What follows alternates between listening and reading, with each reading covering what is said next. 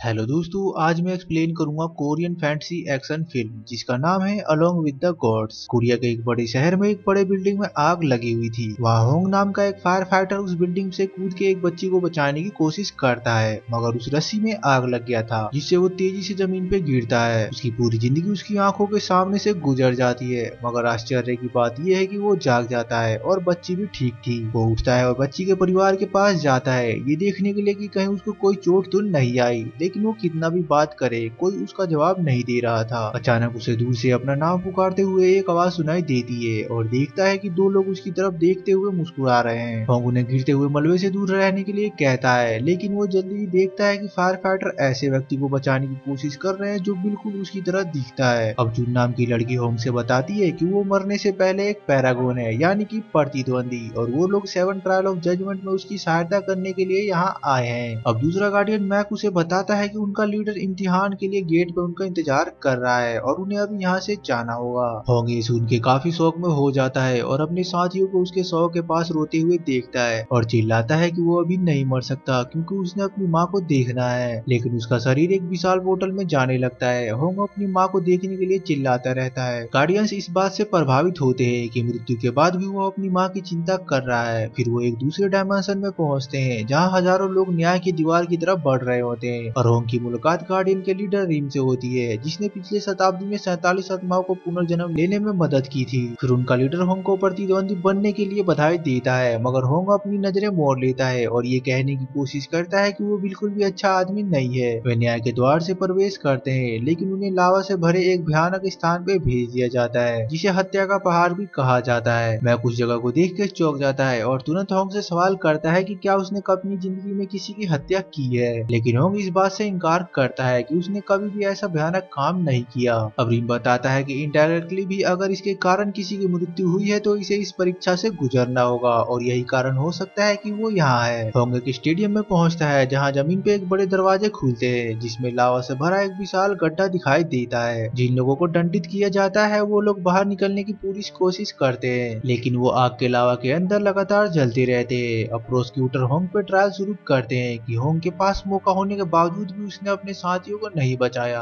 जिस कारण से उस व्यक्ति की मौत हो गई। वो मांग करते हैं कि अपने साथी को ना बचा पाने के पाप का प्रायश्चित करने के लिए होंग को 5 साल तक लावा के गड्ढे में दर्द सहना पड़े। रिम उस घटना में वास्तव में क्या हुआ था इसकी बारीकी से जांच करने का अनुरोध करके होंग को बचाने की कोशिश करता है। जाहिर तौर पर होंग ने अपने साथी को बचाने की कोशिश की थी, लेकिन वो उस पत्थर को नहीं हटा पाया जिसके नीचे वो फायर फाइटर फंसा था। अब निराश होकर उसके साथी ने उससे कहा कि उसे छोड़ दे और दूसरे लोगों को बचाए, और होंग के इस निर्णय के कारण वो उस रात 8 लोगों को बचाने में कामयाब रहा। रिम तर्क देता है कि अपने दोस्त को पीछे छोड़ने का निर्णय पे उसके वीरता को ध्यान देना चाहिए और दूसरों की मदद करने में होंग की बहादुरी को देखते हुए न्यायाधीश उसे अपने आरोपों से मुक्त कर देते हैं और उसे अगले परीक्षा में जाने की अनुमति देते हैं। हालांकि होंग ने अपनी पहली सुनवाई जीत ली है, लेकिन वो अपने साथी की मृत्यु को याद करके प्रभावित होता है और वो जानना चाहता है कि गार्डियंस उसकी मदद क्यों कर रहे हैं, क्योंकि वो खुद को पैरागॉन नहीं मानता। और ये पता चलता है कि गार्डियंस के अपने एजेंट हैं, क्योंकि उन्होंने नर्क के राजा के साथ एक सौदा किया है जिसे योमरा कहा जाता है। यदि तीनों ने 49 मरे हुए आत्माओं को परीक्षा से गुजरने और सदी के भीतर पुनर्जन्म लेने में मदद करते हैं तो वो भी इंसान बन सकते हैं। अब वो इंडोलेंस यानी कि आलस्य के परीक्षा में पहुंचते हैं जहाँ चून उन सभी कामों के बारे में बताती है जो होंग ने पूरे किए हैं। वो आदमी अपने जीवन में कभी भी आलसी नहीं रहा और चाहे वो कहीं भी गया हो हमेशा दूसरों की मदद करता रहता है, जैसे कि मधुमक्खी से लोगों को बचाना, बिल्डिंग पे अटकी बिल्ली को बचाना और लैम्बोर्गिनी पे गिर जाना। जज होंग के कामों से इतनी प्रभावित हो जाती है कि वो गार्डियंस को उसकी मूर्ति बनाने का आदेश देती है। हालांकि जब वो पूछती है कि होंग ने अपनी पूरी जिंदगी इस तरह से क्यों जिया तो होंग जवाब देता है कि पैसों के लिए। ये जवाब सुन के जज तुरंत अपना फैसला बदल देती है और गार्डियंस को होंग को सजा देने के लिए कहती है, जहाँ एक बड़ी सी मशीन आलस्य के सभी दोषियों का पीछा करती है और उनकी हड्डियों को कुचल के मछलियों को खिला देती है। गार्डियंस अपना प्रतिद्वंदी की मदद करने की कोशिश करते हैं और देवी से उस व्यक्ति के जीवन पर करीब से नजर डालने की प्रार्थना करते हैं। होंग ने पैसा कमाने के लिए इतनी मेहनत की क्योंकि वो अपनी माँ का देखभाल करना चाहता था जो कि हमेशा बीमार रहती थी, और उसका भाई लॉ स्कूल जाना चाहता था। होंग इतना काम करता था कि वो अक्सर बीमार हो जाता था और वो पैसा अपने स्वार्थ के लिए नहीं कमा रहा था। अब उस व्यक्ति की वास्तविक मंशा को समझने के बाद देवी को पता चलता है कि होंग दोषी नहीं है, क्योंकि वो केवल अपने परिवार की मदद करना चाहता था। अब ग्रुप जल्दी से नाव में चढ़ जाता है जो उन्हें अगले स्थान तक ले जाएगी, लेकिन इससे पहले कि वो जश्न मना सके वो देखते देखते हैं कि कई राक्षस उनका पीछा कर रहे हैं। टीम अपने हथियार निकालते हैं और उन प्राणियों से बचने की पूरी कोशिश करते हैं। वो कई दुश्मनों को टुकड़ों में काट कर उन्हें हराने में सक्षम होते हैं, लेकिन कैप्टन जहाज से गिर जाता है और मुश्किल से लटकता है। मैक अपने लीडर को संभलने का मौका देते हुए अकेले ही जहाज की रक्षा करता है और लास्ट मौके पे मैक एक बड़े से पत्थर के खंबे को हमला करता है, जिससे चट्टान गिर जाती है और अंत में राक्षस उनका पीछा छोड़ देते हैं। अब वो आदमी समझाता है कि ऐसा केवल इसलिए हो सकता है क्योंकि होंग का एक परिवार मर गया है और एक प्रतिशोधी आत्मा बन गया है। रिम जांच करने के लिए होंग के परिवार से मिलने का फैसला करता है। वो होंग के स्थान पे जाता है और देखता है कि उसकी माँ जीवित है। इसका मतलब ये हो सकता है कि उसका भाई सो अब मर चुका है और एक प्रतिशोधी आत्मा में बदल गया है। बुरी आत्मा भागने की कोशिश करती है जबकि गार्डियन उसका पीछा करता है। रिम अपने हथियार का उपयोग करके उसे रोकने और पकड़ने की कोशिश करता है, लेकिन आत्मा पीछे से होने वाले अटैक से बचने में कामयाब हो जाता है। आखिरकार दोनों आपस में भिड़ते हैं और गार्डियंस दूर जाके गिरता है, जिससे वो आत्मा गायब हो जाती है। अब रिम अपने शिकार की तलाश में रहता है और एक सैन्य स्थान पे जाता है, जहाँ वो देखता है कि सैनिक सो के बारे में बातें कर रहे हैं और उसे भगोड़ा कह रहे हैं। इसे भी अधिक उत्सुकता की बात ये थी कि कैप्टन और उसका साथी कुछ छुपा रहे हैं। रिम सेना के कर्नल का रूप ले लेता है और कैप्टन पे उस व्यक्ति की हत्या का आरोप लगाते हुए सू के बारे में सवाल करने लगता है। हैरानी की बात यह है कि कैप्टन डर के मारे उसी को ब्लैकमेल करना शुरू कर देता है, जिससे ये स्पष्ट हो जाता है कि यही होंग के भाई की मौत का जिम्मेदार है। दूसरी ओर धोखे की देवी द्वारा होंग से पूछताछ की जा रही होती है और वो उस पे अपने सहयोगी के लिए कई झूठे लेटर लिखने का आरोप लगाते हैं, जिस साथी को वो पहले बचाने में असफल रहा था। उसने खुद को लड़की के पिता की जगह पर रख के उसको कई सारे लेटर लिखे थे, जिसमें कई झूठ बोले थे। देवी तुरंत आदमी को सजा देने का आदेश देती है और उसकी जीभ काटने के लिए तैयारी की जाती है। सौभाग्य से रिम अपने साथियों के साथ टेलीपैथी के माध्यम से जुड़ने में कामयाब रहता है और होंग के इस एक्शन पे तर्क देता है और पता चलता है कि उसने अपनी माँ को भी झूठे लेटर लिखे थे, जिसमें झूठ बोला था कि उसका जीवन कितना महान है और वो कितना अमीर बन गया है। रिम का तर्क था कि वो उन सभी लोगों को कंफर्ट देने की कोशिश कर रहा था जिनकी वो परवाह करता है। इस वजह से उन सभी को जीने का आशा मिलता है। अब ये महसूस करके कि होंग ने दूसरों को जीने का कारण देने के लिए ये सब किया, देवी होंग को अपराधों को माफ कर देती है, क्योंकि उसका इरादा कभी दूसरों को चोट पहुंचाने का नहीं था। मुकदमे के बाद रिम होंग से झूठ बोलता है और उसे कहता है कि उसका परिवार ठीक है, लेकिन अपनी टीम को होंग के भाई के बारे में सच्चाई बता देता है। रिम ये देखने के लिए अतीत में जाता है कि सू की मौत की रात वास्तव में क्या हुआ था और उसे पता चलता है कि उसके साथी डोंग ने गलती से सू को गोली मार दी थी। डोंग ने तुरंत कैप्टन को बुलाया और मरते हुए सू को बचाने की कोशिश करने के बजाय सैनिक ने सू को दफनाने और सबूतों को छुपाने का फैसला किया, ताकि अगले महीने होने वाला उसका प्रमोशन ना रुक जाए। रिम सू के शरीर को देखता है और महसूस करता है कि वो अभी भी मरा नहीं है, जिससे उसे अपने अतीत की यादें याद आ जाती है, जहाँ उसके पिता को भी जिंदा दफना दिया गया था। साथ ही होंग अन्याय के नरक में पहुंच जाता है, जहाँ लोग दूसरों की मदद ना करने के अपराध की कीमत को चुकाने के लिए वर्षों तक जमे रहते हैं। शुक्र है कि एक फायर फाइटर होने के कारण उसे जज नहीं किया जाएगा, बल्कि उसे अगले स्थान तक जाने की अनुमति दी जाती है। अब केवल कार के अंदर यात्रा करने के दौरान ये पता चलता है कि उनके लीडर रिम को छोड़ के सभी गार्डियंस की यादें मिटा दी गई हैं। मैक अपने साथी को और कुछ बताने से रोकने की कोशिश करता है, लेकिन गलती से होंग को बता देता है कि उसका भाई वास्तव में प्रतिशोधी आत्मा बन गया है। तभी अचानक से केबल कार टूट जाता है, जिससे उसके गार्डियंस लगभग नीचे गिर जाते,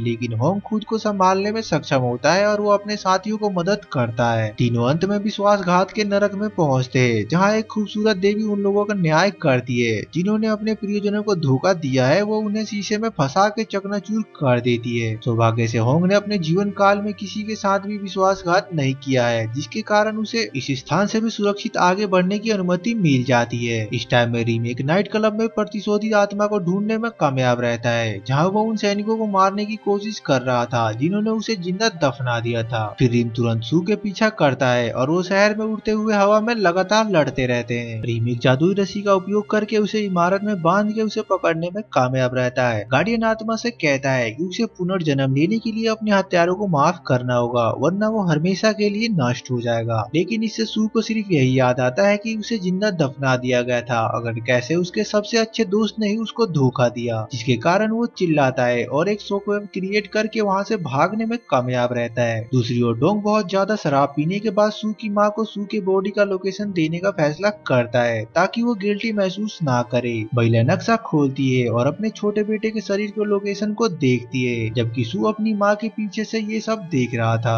अब सू की आत्मा रिम के पास जाती है और उसे बताती है कि उसने डोंग को माफ करने का फैसला किया है। फिर सू गार्डियन से एक माध्यम की तरह काम करने का अनुरोध करता है ताकि वो डोंग से आखिरी बार बात कर सके और वादा करता है कि वो बाद में सभी परीक्षाओं से गुजरेगा। अब आत्मा रीम के माध्यम से बात करती है और सैनिक से कहती है कि उसने उसे माफ कर दिया है और अतीत के किसी बात पे अपने आंसू ना बहाए। इस बीच होंग हिंसा के नरक में पहुंच जाता है और उसे एक विशाल छेद दिखाई देता है जिसमें परीक्षा तक पहुंचने के लिए उन्हें उसमें कूदना होगा। होंग उसमें कूद जाता है और एक विशाल चट्टान से टकरा जाता है, लेकिन मैक अपने साथी को पकड़ने और होंग के पास उतरने में कामयाब रहता है। हालांकि होंग उनकी ओर बढ़ता है और दुर्घटनावश उन्हें गिरा देता है, जिससे वो एक बार फिर से गड्ढे के नीचे गिरने लगते हैं। मैक उन दोनों की ओर जाता है जबकि होंग लड़की को पकड़ने में सक्षम होता है और मरने से पहले की तरह उसे दुर्घटना से बचाने की कोशिश करता है। आश्चर्य की बात यह है कि नीचे पहुंचने के बाद अंतिम क्षण में उनका गिरना तुरंत रुक जाता है। हिंसा की सुनवाई शुरू होती है और अभियोजक होंग पे हाई स्कूल में अपने भाई को पीटने का आरोप लगाते हैं। उस समय उनका परिवार बहुत गरीब था, इसके कारण युवा लड़का कुपोषित से पीड़ित था और वास्तव में लड़ाई के बाद से होंग ने कभी उससे माफी नहीं मांगी क्योंकि वो अगले ही पल अपने परिवार से दूर भाग गया था और तब से कभी घर नहीं आया। न्यायाधीश तुरंत फैसला करता है कि वो व्यक्ति अपने ही परिवार के प्रति हिंसा का दोषी है और उसे सजा के रूप में उसे